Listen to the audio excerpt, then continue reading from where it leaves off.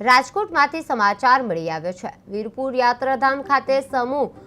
અસ્થિ પૂજનનો અનોખો સેવા યજ્ઞ યોજાયો હતો। શ્રી ગાયત્રી મુક્તિધામ ટ્રસ્ટ વીરપુર દ્વારા વર્ષ દરમિયાન વીરપુરમાં અવસાન પામેલ વ્યક્તિઓના અસ્થિઓ એકત્રિત કરી તેમના સ્વજનોને આમંત્રિત કરી સશસ્ત્રોક્ત વિધિ મુજબ બ્રાહ્મણો દ્વારા અસ્થિ પૂજન કરવામાં આવ્યું હતું અને આ પ્રસંગે ટ્રસ્ટના પ્રમુખ અનિલભાઈ વઘાસિયા, વીરપુર સ્વામિનારાયણ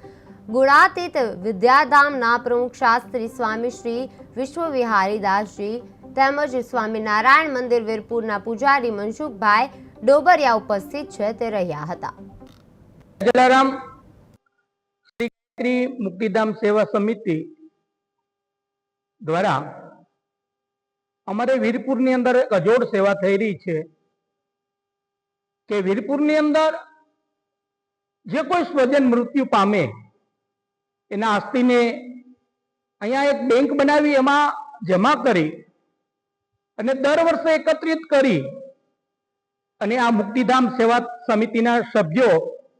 અને પ્રમુખ શ્રી અનિલભાઈ વઘાસિયા દ્વારા ત્યાં